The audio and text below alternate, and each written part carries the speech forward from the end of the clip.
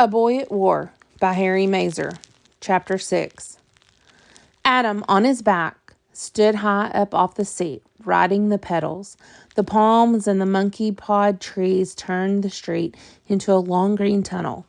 Flowers flashed by, red and white and lavender, on every lawn and house. He was going nowhere in a hurry. Nobody to meet, no friend, no game waiting, but it was good to be moving.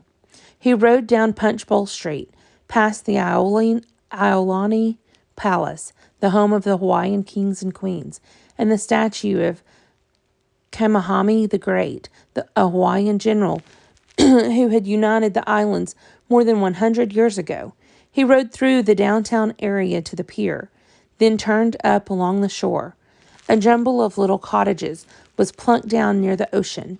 Narrow lanes and cars parked every which way. Sand everywhere. The buildings weathered, faded, and battered, almost flat by the sun. The sky was a cloudless blue. The wind gusted, and the ocean rose and fell. Frothy rollers rippled towards the shore.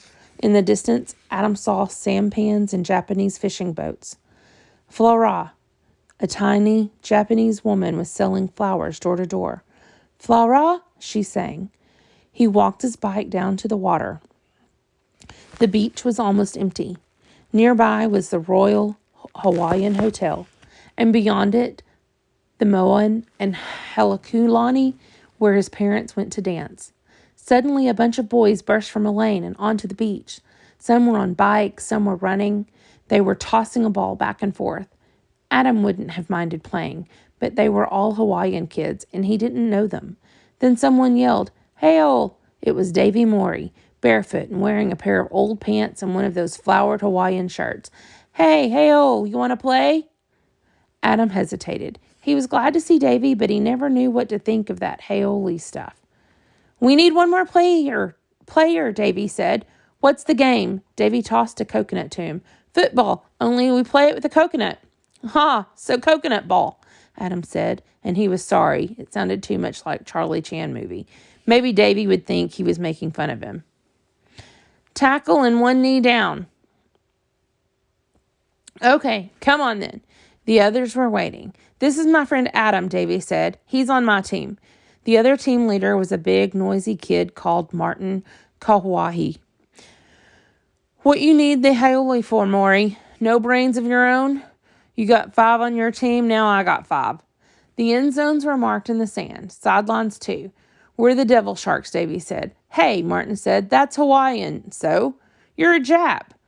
And you're a moron. You can have Devil Sharks." Davy turned to the others. "Give us a name, quick." Barracudas," a dark, skinny kid named Joseph said. "Rattlesnakes. How about Sea Scouts?" "Too much like Boy Scouts." "How about Girl Scouts?" "Sure, we can be the Girl Scout cookies." "Wildcats?" Adam said. "Wildcats?" Davy said. "Like the F-4F Navy fighter." "Nah," Davy said, but then Martin said Devil Sharks eat wildcats for breakfast. That did it. "Let's go Wildcats," Davy said. Davy's team got the coconut first. The guys were talking back and forth, watching each other, but never saying anything to Adam, not even looking at him. Davy was the quarterback. He faked a throw to the left, then ran to the right and got past the whole Shark team, all the way to the end zone. "Hey, Sharks," Davy said. "That was so easy." Now the Devil Sharks had the coconut. "Martin's going to keep it," Davy said, "so pile up on him." "What if he passes?" Adam asked. "You'll see. He won't." Martin ran like a truck in low gear, but those arms and legs of his knocked the Wildcats off left and right. Nobody could bring him down. He went through them like a bowling ball through a bunch of 10-pins. "I told you guys," Davy kept saying. "You got to hang on to him." Adam had his hands up for the ball a lot, but Davy never threw to him. He kept passing to the other guys, especially Joseph, who made 2 touchdowns. But then the next time Joseph carried the ball, Martin popped it out of his hands and ran with it. It looked like another sure Martin touchdown. "Stop him!" Davy shouted. "Get him!"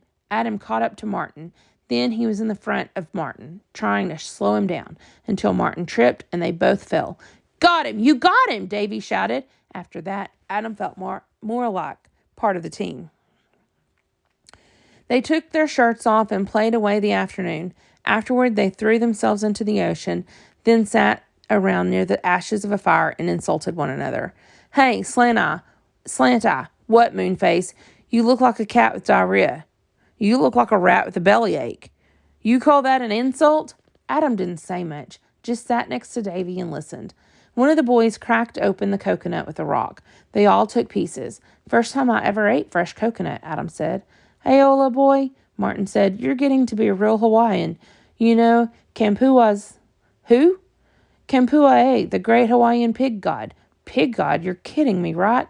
Martin eyed him contemptuously. The great pig god, Kampuae. He's got 8 eyes, 8 legs, 40 toes. He eat the valleys, swallow volcanoes whole. He brushes his teeth with trees. When he farts, he makes all the islands shake. What do you say, Oli boy? You got a god like that? Adam half smiled. Was Martin pulling his leg? You sure he a Aoli? Martin asked Davy. He don't act that smart to me. You got a fish brain, Davy said. And you got a mush brain? They were still at the insults when Adam thought to look at the time. It was 1700, and he was supposed to be home in an hour. His father would be waiting. See you, he said, and ran for his bike. Davy came with him, and they rode along together, talking about food that they didn't like and songs they did. I really like On the Road to Mandalay, Adam said. Where the flying fishes play, Davy sang. They were singing at the top of their voices. Adam never saw the hole in the road. He was thrown from the bike, gravel in his palms. That was okay. What wasn't okay was his bike. The steering wheel was all wobbly. Something was cracked, and it was impossible to ride. What am I going to do now? I can't go home with bike this way. My dad'll fix it, Davy said. Your dad? Yeah, he can fix anything. Adam hesitated. If he went with Davy, he'd be late. But if he had to walk all the way home, he'd be late too. And with a broken bicycle. Davy lived downtown near Hotel Street, where sailors went on leave, where Adam's parents had told him never to go. The area was called Chinatown, but Davy said mostly Japanese people lived here now. He led the way down one narrow alleyway and then another, some of them so crowded that the balconies almost touched. He stopped in front of the yard half covered with weeds. His father was in back, working on a flatbed truck, a skinny man with bony arms and big teeth. Adam knew he shouldn't even think it, but Davy's father looked like one of those crazy Japs in a comic book. This is my friend Adam, Davy said. His father sat down on the edge of the truck, wiping his hand on a rack and talking to Davy in Japanese. Talk English, Dad, Davy said, glancing at Adam. Very happy to make your acquaintance, Mr. Mori hopped down and bowed from the waist, his hands at his side. To make up for this mean thought, Adam bowed back.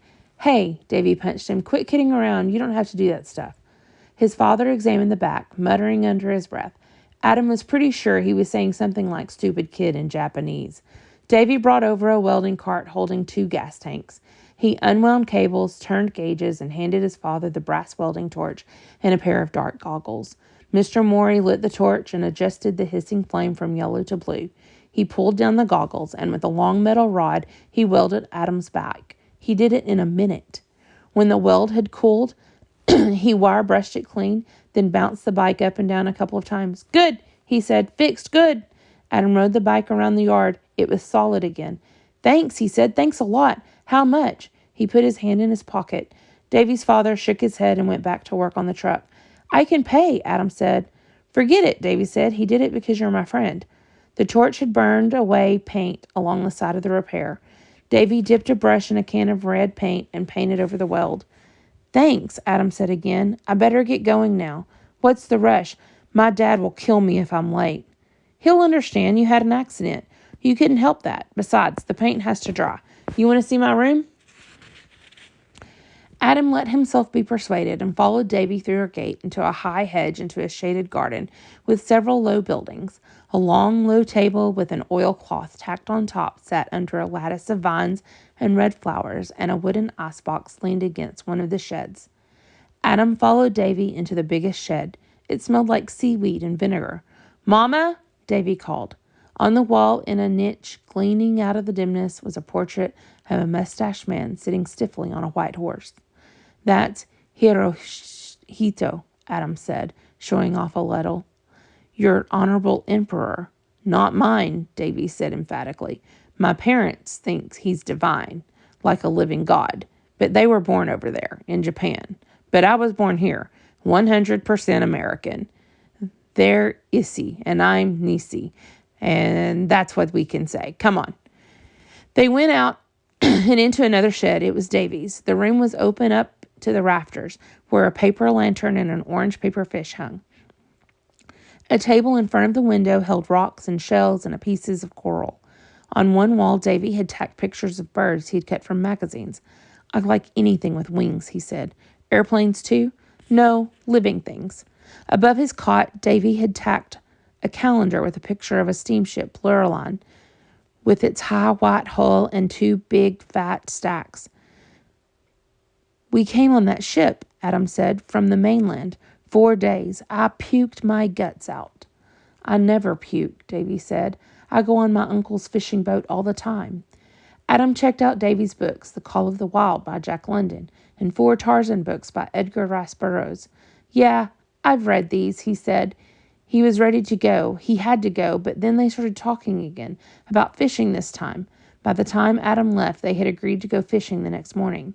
Meet you no later than 6, Davy said as they walked out. 0600, you going to be up? Adam said. I always get up that early. I like the light. You ever look at early morning light? Adam shrugged. I never thought about it. Look at it tomorrow morning. Funny guy, Adam thought. He had a foot up on the bike pedal. I'll take a long look and tell you what I think. I've got to go. My father. Why do you worry about your father so much? What's he going to do if you're late? Eat you? Yeah, with ketchup in small bites.